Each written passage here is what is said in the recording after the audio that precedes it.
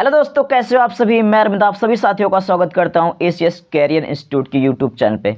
दोस्तों, आज की इस वीडियो में हम लोग बात करेंगे साइंस क्लास 10 के मोस्ट इंपॉर्टेंट क्वेश्चन जो आपके बोर्ड एग्जाम में सीधे सीधे देखने को मिल जाएंगे।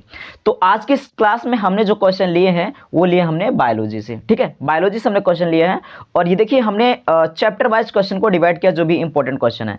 अभी देखिए मैंने आपको बताया भी है कि अभी जैसे आपका फिजिक्स की भी वीडियो आपको नहीं मिल पाई है। केमिस्ट्री की ऑलरेडी मैंने दे दिया है 2 से 3 चैप्टर की, और उसके बाद अभी ये बायोलॉजी के हम आपको वीडियो दे रहे हैं। देन उसके बाद हम आपको फिजिक्स की दे देंगे। इसके बाद हम क्या करेंगे, यानी हर चैप्टर के जितने भी इंपॉर्टेंट क्वेश्चन उनको देने के बाद हम ये करेंगे कि पूरी साइंस के जितने भी इंपॉर्टेंट क्वेश्चन उनको समराइज करेंगे, यानी कि आप समझिए एकदम सिलेक्टेड क्वेश्चन। और इन्हीं में से जो क्वेश्चन आप देख रहे हैं, इन्हीं क्वेश्चन में से हम क्वेश्चन मतलब चूज करेंगे, सेलेक्ट करेंगे, बहुत ही लिमिटेड क्वेश्चन लेंगे। और देखिएगा बोर्ड एग्जाम में जो क्वेश्चन आएंगे वहीं से आएंगे। तो फिलहाल अभी चैप्टर वाइज आप प्रिपरेशन कीजिए, चैप्टर वाइज सारी चीज़ों को देखिए। जैसे आपका एग्जाम मतलब ये समझिए कि फेब के मतलब ये समझिए कि जैन के एंड में हम आपको दे देंगे। क्लियर है? तो चलिए शुरुआत करते हैं। तो हमने जो पहला चैप्टर लिया है यहाँ पर बायोलॉजी का जैव प्रक्रम, ठीक है, लाइव प्रोसेसेस। तो इसके बारे में हम लोग देखेंगे, जो हमारे इंपॉर्टेंट क्वेश्चन है इनको देखते हैं। चलिए जी, तो यहां पर हम बात करेंगे जैव प्रक्रम के पहले चैप्टर, मतलब जो हमारा पहला चैप्टर है, इसमें पहला जो क्वेश्चन हमने लिया है वो लिया है मनुष्य के पाचन तंत्र का नामांकित चित्र बनाइए। वेरी इंपॉर्टेंट क्वेश्चन है, यानी जो डाइजेशन सिस्टम होता है, ठीक है, पाचन तंत्र, उसका आपको क्या करना है, चित्र भी बनाना है। ठीक है, नामांकित चित्र, नाम के साथ आपको चित्र बनाना आना चाहिए।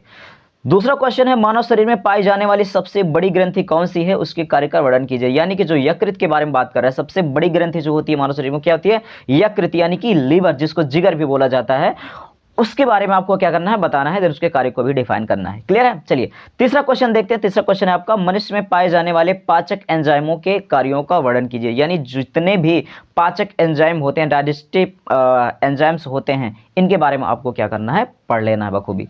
उसके बाद अगला है आपका वायवीय तथा अवायवीय श्वसन में अंतर, जिसको हम दूसरे नाम से भी जानते हैं क्या, ऑक्सी तथा अनाक्सी श्वसन में अंतर। ठीक है, इसके बारे में आपको क्या करना है, पढ़ लेना। डिफरेंस वाले यानी अंतर वाले जितने भी क्वेश्चन उनको आप जरूर पढ़िए, क्योंकि यहां से 1 से 2 क्वेश्चन आपको देखने को डेफिनेटली मिलेंगे ही मिलेंगे। क्लियर है? चलिए उसके बाद बात करते हैं आपका अगला जो क्वेश्चन है श्वसन तथा दहन में अंतर, ये भी बहुत इंपॉर्टेंट है आपके लिए। उसके बाद अगला क्वेश्चन है आपका रुधिर और लसिका में अंतर। ये तो अगर आपने प्रीवियस ईयर का क्वेश्चन उठा करके देखा होगा तो बिल्कुल आपको इस बात का आइडिया लग गया होगा कि कौन सा क्वेश्चन इंपॉर्टेंट है। ठीक है, फिलहाल इसमें तो हम आपको बता ही रहे हैं। अगला क्वेश्चन है आपका धमनी और सिरा में अंतर। Very very important, very very important question है आपके लिए। क्लियर है?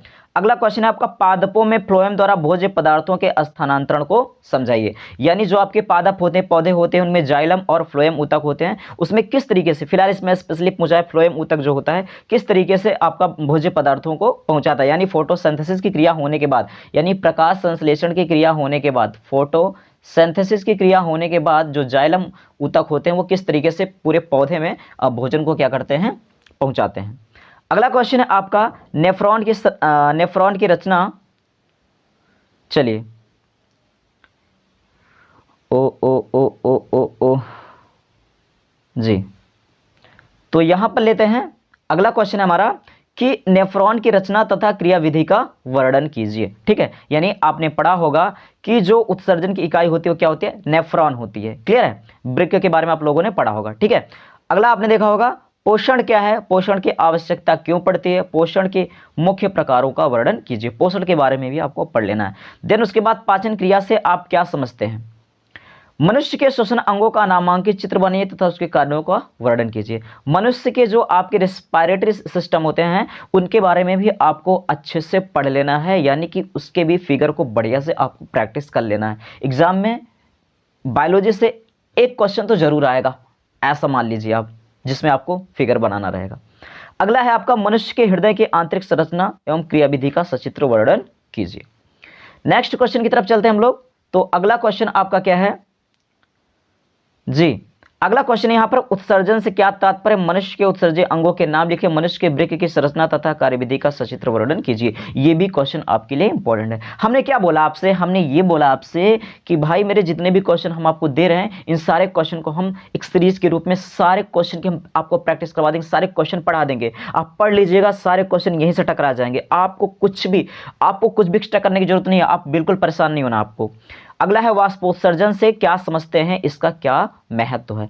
वाष्पोत्सर्जन जिसको पौधे की आवश्यक बुराई भी कहा जाता है, पौधे की आवश्यक बुराई भी कहा जाता है, ठीक है, आवश्यक बुराई भी कहा जाता है, ठीक है।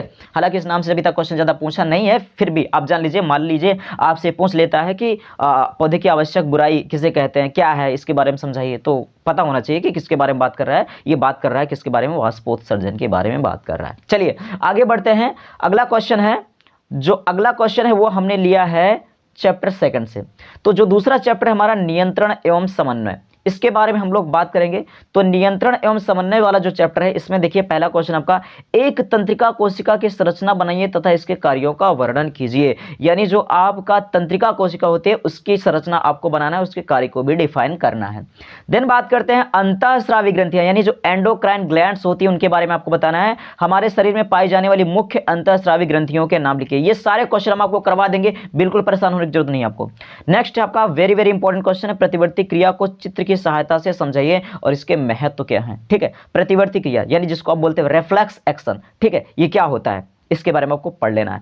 अगला है मानव मस्तिष्क का नामांकित चित्र बनाइए तथा संक्षेप में इनका वर्णन कीजिए। यानी आपको ब्रेन के बारे में अच्छे से पढ़ लेना है, देन इसके स्ट्रक्चर को भी थोड़ा बहुत बनाने की आपको प्रैक्टिस कर लेना है। चलिए अगला है आपका पादप हार्मोन पर टिप्पणी लिखिए। यानी जो आपके प्लांट्स हार्मोन होते हैं, ठीक है, प्लांट्स हार्मोन्स जो होते हैं उनके बारे में आपको क्या करना है, बढ़िया से तैयार कर लेना है, पढ़ लेना है। और यहाँ से ऑप्शन में भी और आपके जो क्वेश्चन होते हैं वहाँ से भी क्वेश्चन आते हैं। क्लियर है। तो आई होप आपको ये क्लास थोड़ी सी हेल्पफुल लगी होगी, थोड़ी लगी कम लगी, जितना भी लगी आपको, ठीक है, थोड़ी ज़्यादा जैसे भी आपको लगी, अपना फीडबैक जरूर दीजिएगा। और हमने आपसे बोला है कि ये क्वेश्चन हम आपको करवा देंगे सारे, ठीक है, सारे क्वेश्चन हम आपको करवा देंगे जितने भी क्वेश्चन हमने लिया है, ठीक है। दूसरी चीज़ इंपॉर्टेंट चीज़ ये है आपके लिए कि अगर आप इसका स्क्रीनशॉट ले सकते हैं तो इसका स्क्रीनशॉट ले लीजिए, वरना अगर इसकी आप पूरी पीडीएफ चाहिए और आप इस पीडीएफ को निकलवा भी सकते हैं, ठीक है, आप इस पीडीएफ को निकलवा भी सकते हैं। और अगर आपको पीडीएफ चाहिए तो आप इस नंबर पर व्हाट्सएप कर दीजिएगा 6393667194। इस पर आपको व्हाट्सएप कर देना है। क्या लिखना है, आपको लिखना है साइंस इंपॉर्टेंट क्वेश्चन बायोलॉजी, ठीक है, मतलब जैसे फिजिक्स चाहिए फिजिक्स का, केमिस्ट्री का, बायोलॉजी का, जिसका भी चाहिए हम आपको पीडीएफ सेंड कर देंगे। और अच्छी चीज़ ये है कि इस पीडीएफ को आप इसका प्रिंट आप निकलवा सकते हैं, इसका आप जो है प्रिंट निकलवा सकते हैं। क्लियर है। चलिए फिर मिलते हैं दोस्तों नेक्स्ट वीडियो में, तब तक के लिए bye bye, take care, thank you, love you all.